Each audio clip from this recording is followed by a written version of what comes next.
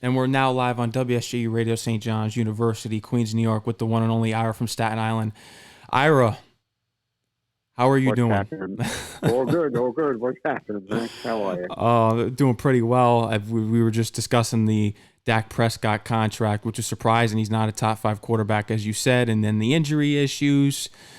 But how are you feeling about the Jets right now? Because we saw the press conference of the new coach. We heard Douglas come out and say that he's basically going to build this team through the draft. And I'm good with that. I think that's the right way to do it. I'm not sure how quick of a turnaround you can have. It probably takes a year, 2 years.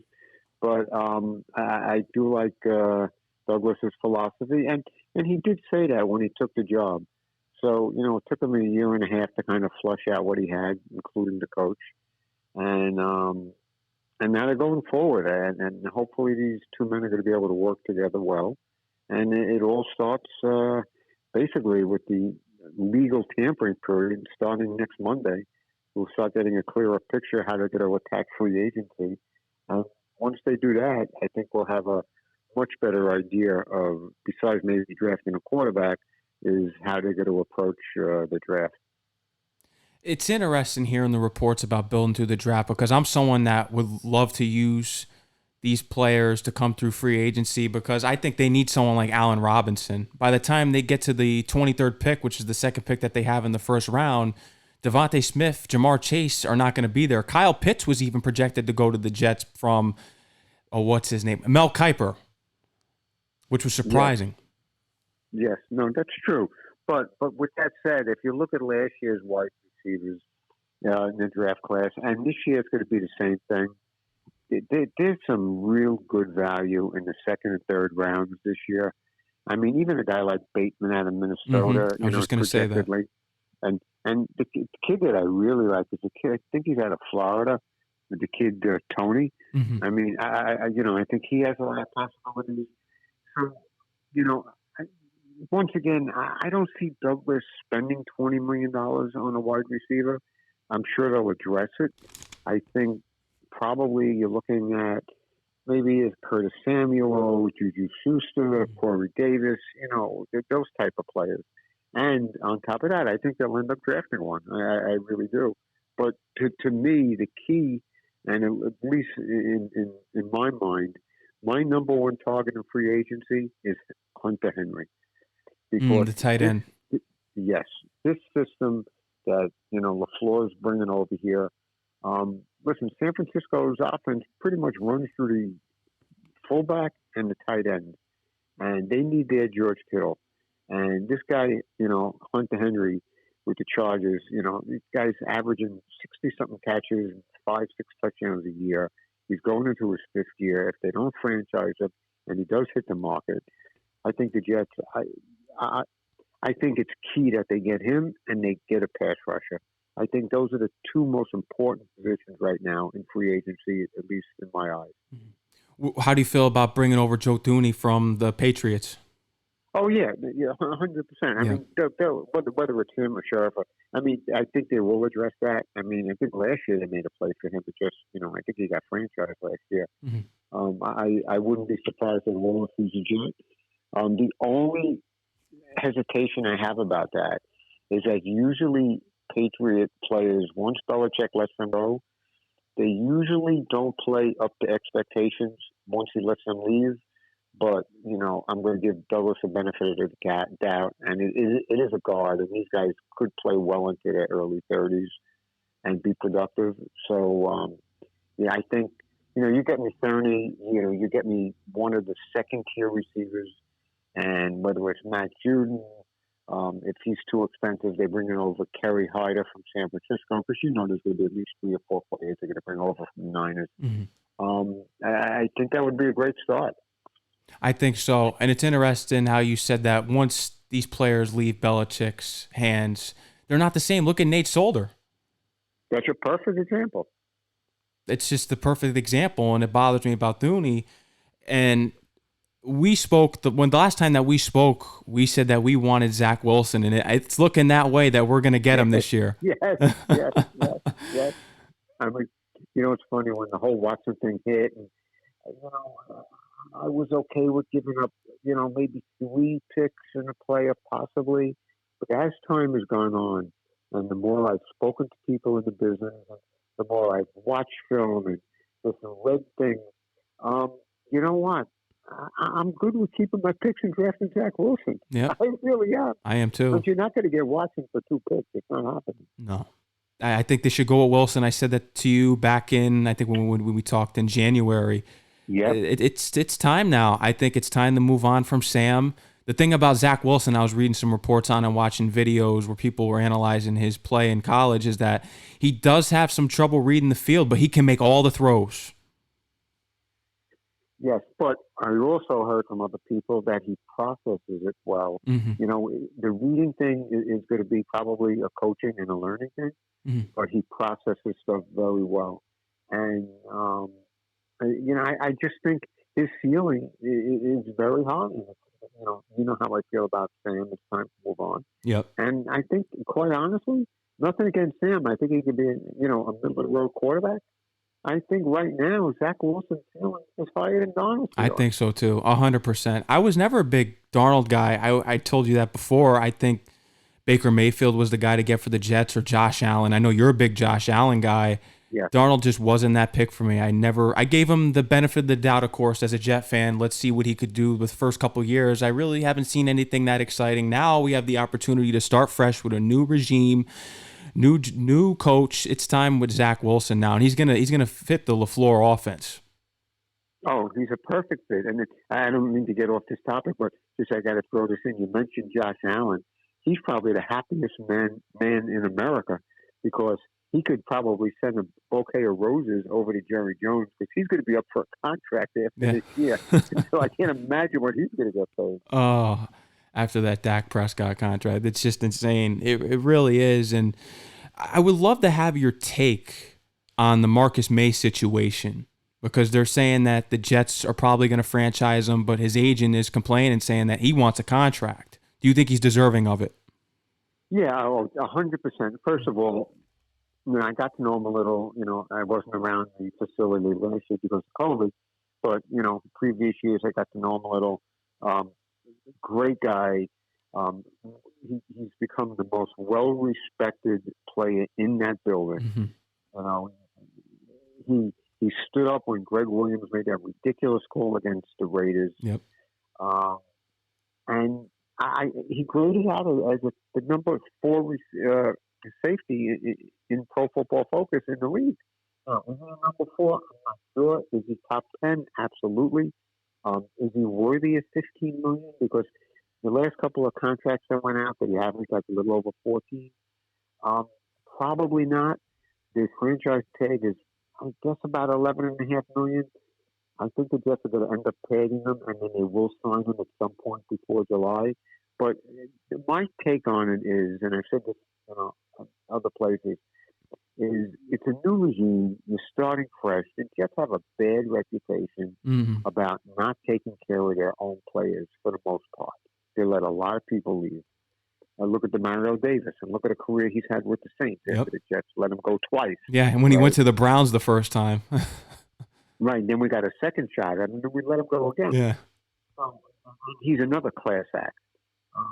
To me, I just think I would have done things a little differently. I don't know where the negotiations, if there are any at all, where they started at. But if May was asking for market value in that 14 range, I probably would have done it just to show the rest of the players in the NFL, you know what, the Jets have really turned the page and they're going to do things differently. I just think it would, first of all, because they're going to end up paying them anyway. Mm-hmm. So I just think they could have got off to a better start, sending a message to other free agents that, you know what, come to the Jets, they're going to do the right thing by you. I think, right now they've lost that opportunity unless they surprise me between now and the end of the week. Mm-hmm. I think they should definitely sign him to a contract. He's deserving of it. It's all about setting that precedent of that this organization cares about their players. We've seen a lot of players leave this organization and do great things elsewhere. But something that bothers me with Joe Douglas, even getting back to the draft situation, is that this organization has never been able to draft more than 2 or 3 great players in a draft. I mean, besides Nick Mangold and what's his name? I can't think of it. The Brickashaw Ferguson. Brickashaw Ferguson. Yes, right. yes, the Brickashaw Ferguson. Besides that, I mean, there hasn't been too many drafts where the Jets have been able to find 2 gems in one draft class. I was thinking about all these players that the Jets have drafted over the years. Chad Hansen, what was Devin Smith from Ohio State. Oh, Darius Stewart. Yeah. Back to back. Darius Stewart and Chad Hansen. Yep. And Jalen Sanders. I mean, it's funny. You look at the receivers they drafted. Now, I'm pretty sure I'm right on this, but the last wide receiver that they drafted that had 1,000-yard season was Jericho Cotchery, and he was drafted 2004. That's, 17 years ago? I mean, and he was a 4th-round pick. Yep. So I mean, what are we talking about here? He made such a difference for Sanchez. Oh my God, he was Sanchez's between him and Dustin Keller. I mean, those are his 2 go-to guys. Yep. Really. And once again, the Jets did the wrong thing. Tannenbaum decided he's going to move on. They bring in Plaxico Burress, Derek Mason, and they let Jericho Cotchery leave, which was pretty much put the nail in the coffin for Sanchez. Yeah, it did. I know we talked about in the last time that we spoke. But I'm worried about this draft. Just think about all the other players. D. Milner, he was another one. Jason Morrow. How about Darren Lee, Christian Hackenberg? And Darren Lee was a first-round pick out of Ohio State. Well, look at the Christian Hackenberg pick. Well, I talked about that the last time. I mean, the negative yardage he has when he played the Giants in preseason, this guy. And that was the reason why we spoke about it last time as well, why we didn't get Mahomes or even Deshaun Watson. That's right. It prevented us from drafting one of those 2 players. It's just, and I could go way back into the 80s and the 90s of players that they picked. I mean, it's crazy. It really is crazy. But I do think, now listen, Douglas's draft class, Becton was a no-brainer. Yeah, of course. I mean, I'll give him credit for it, but that wasn't a hard decision. Mims, I think the jury's really out on him. I think he could be a good number 2. But after that, besides the punter, I mean, I think Hall, I think he could possibly be a good corner. The 4th round, Morgan, the quarterback, what's it going to be, a 3rd string? Cameron Clark, the offensive lineman, he didn't touch the field. In the 3rd round, Ashton Davis. I mean, it looked like he's not the answer at safety. No, not at all. And then you got Michael Pirine. I mean, he looked like just an average running back. Yep. I'm not too happy about the running backs in this Jets team. I even said to you with the 23rd pick, I think the Jets should really focus on Harris or Etienne. You know what? I think if somehow they could get, I mean, I'm not talking, Lawrence Taylor, but if they could get a legitimate edge pass rusher, I think it's pretty safe to say whether it's the 2nd pick in the 1st round, like you just said, or even their 2nd round pick, I think that will be a running back. Yeah, I think you got to build weapons around Wilson. You got to get him those weapons because it's time. You got to make these quarterbacks feel comfortable. You can't throw the quarterback out there with no weapons because he's not going to thrive. We saw that with Darnold. They put no pieces around him. No, absolutely. And of course he couldn't elevate the talent that was around him, Nope. which is that's one of the pitfalls that I'll stand by. All the Donald supporters, and I get it. I'm not disrespecting anybody's opinion.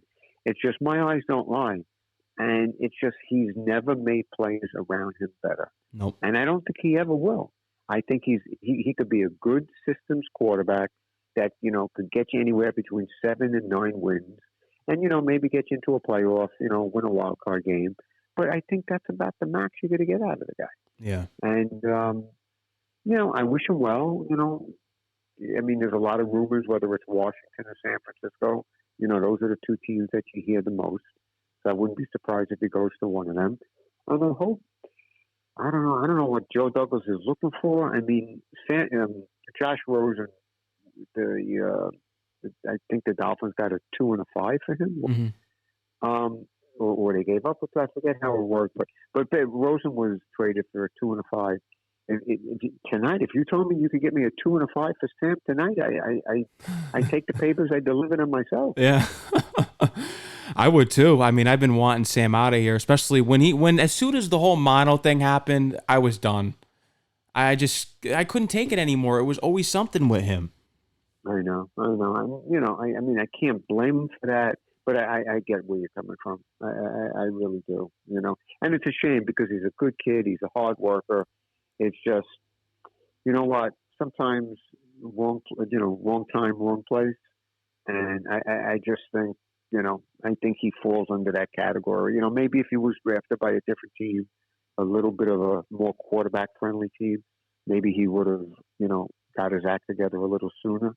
But once again, like we keep on circling back, what is his ceiling? And yeah. I think it's average at best. I agree with that. And something that people didn't like about Darnold, especially Jet fans, is that he was always sticking up for his coach, Gase. I get that he was trying to build that quarterback-coach relationship, but there were times where Darnold could have just thrown him under the bus. Oh, 100%. Well, you know what, and I've used this. When Flacco came in, and I think he got shut out when he played against the Dolphins, but he was shaking off the rust. I think he had a decent half against the Cardinals in a loss because they lost all their games until that Ram game. Yeah. But the other two games, the Bronco game and the Patriot game, Flacco put up 27 and 30 points in a losing effort. And they were marching the ball up and down the field. Yep. And at that point, Perriman, Mims, and Crowder looked like that receiving core was just fine. But yet, when Darnold had them, that offense didn't move like it did with Flacco, and that's alarming. It is, and it just speaks to what type of quarterback that Sam Darnold is, and he's not one to really orchestrate this offense. And Zach Wilson is the guy. We said that the last time when we spoke, Zach Wilson. But then there's people out there you see in the comments on the YouTube videos, oh, well, Fields has the arm. Fields has the arm, and it's tricky sometimes because then there'll be times I look at the play tape, but these guys in Ohio State, these receivers were wide open. That's right. That's exactly right. Now, the one thing I was very high on Fields until his Northwestern game in November. Yeah. And that kind of threw up a red flag, and that's when I kind of jumped on the Zach Wilson bandwagon. Now, in a perfect world, I would love Zach Wilson to be built like Justin Fields and have a little, bulk on him. Mm-hmm. But, it's not the case. Listen, Joe Montana wasn't a very big guy either. So, I think Zach Wilson, if he learns how to slide and he learns how to get out of bounds, I think, with any bit of luck, I think he could just be just fine.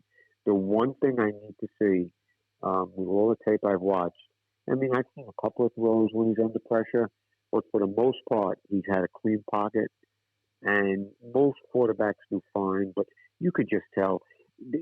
To me, Zach Wilson has the it factor, and that's something you can't coach.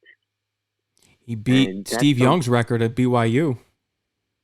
That's right. And when you get a guy that you're looking at, and he has that special quality where it's possibly the it factor, it's pretty much a foregone conclusion that that's the guy you're going to draft. I know it may not even happen, but would you be surprised, because Darnold was projected to be the first quarterback taken in that draft class, and Baker Mayfield that day was just the apparent number one pick. Would you be very surprised, or do you think it could happen that Zach Wilson goes number one overall, because his projection right now is skyrocketing? Well, I know. I'd be stunned. I wouldn't be disappointed because we're getting Trevor Lawrence. Yeah.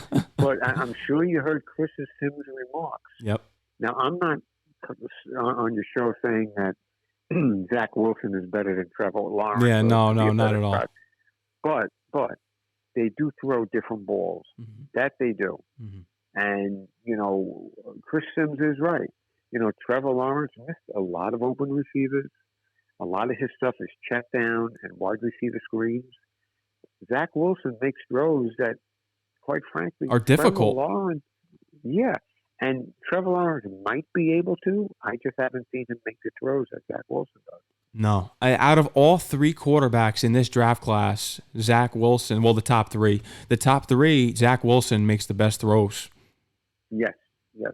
You could just see it. You see the spin on his ball and how tight his throws are most of the time. I mean, and when I look at it, I don't even look at the ones where the receivers are open by 15 yards. I look when he completes a pass, where the defender is, and there are so many times he puts the ball only one place. The receiver either catches it or it's going over the guy's head or going out of bounds. He always places the ball away from the defender, and that's a good thing. Can he do it at the next level? I think he can. Of course, he may need a little time. One thing also about him, a lot of college quarterbacks, they're basically in the shotgun. Yep. Wilson has taken snaps under center and in the shotgun, which is also a good thing. He could play well in the pocket, and he's even mobile enough to move outside the pocket and make throws. Yes, he is. Either way, going left or right. Yeah, it's insane what he can do, and the fact that his draft value is skyrocketing, it isn't surprising because we were calling for this the last month. That's right. Zach Wilson's the guy, and let's hope that they make the right move with that 23rd pick. I think it should be a running back or even the second round pick. I think it should be a running back. I really do. Well, we'll see how it plays out. There's a not the guy Carter. There's another running back in North Carolina that's projected like in the draft. I think his name is Williams. Mm-hmm. That's a guy I also, if the other two are gone, I would consider taking him maybe in the second round. But they need so much. I think how Douglas is going to play this. I think he's going to, in free agency, attack the offensive line, maybe get the tight end, maybe get a corner or two, get the pass rusher. And I think in the draft, he's going to hit his skill position players. He's going to get his running back. He's going to get a receiver, even though he'll probably sign one in free agency. Mm-hmm. And I think he's going to build that way. I really do. Do you see any more roster cuts? I heard that they may cut Ryan Griffin and release even Jamison Crowder. I was reading that. Yeah, I think Ryan Griffin is foregone conclusion. He's gone. Crowder, I like Crowder a lot. It's just considering it's his last year of his contract, it's pretty up there for a slot receiver. I know they have a lot of money, but there's this guy, Bournet, coming out of San Francisco, who's a slot receiver. That's a couple of years younger to put up, maybe 3/4 of the production that Crowder can for probably half the price. So if they go out and I'm just going to throw out a name. Let's say they get Schuster for like $14 million or something like that. Mm-hmm. Then if Crowder don't want to restructure, he could be a cap casualty, and maybe they bring in this guy Bournet from San Francisco. I'd be disappointed, but I could see that as a strong possibility. I could see that as well, especially with the new coach connection from San Francisco. Ira, is there anything else you'd love to tell the audience up here? Any more projections that you have? And you're always welcome to come on the show. No, just listen, great show. I'm glad you took my call, and I always will. I always will. And next week, I think free agency is going to be hot and heavy. I think starting Monday, the legal tampering period. I think you'll hear a lot of stuff coming out from the agents about where people are signing. So looking forward to it. Yes, and I'll tell Marty Lyons this Wednesday. I have him on my show. I'll tell him he said hi. Oh, that sounds great. What time is it going to be on? It's going to be on at 9 p.m. Oh, great. I'm going to listen to it. Yeah, Marty's a great guy, so definitely send him my regards. I will. All right, Ira. Anytime you want to reach out, we'll get you in. We'll definitely get you into the schedule. Sounds good. Be safe and be healthy. You too, Ira. All right, take care. All right, man. And go Jets. Bye-bye. Yep. You too.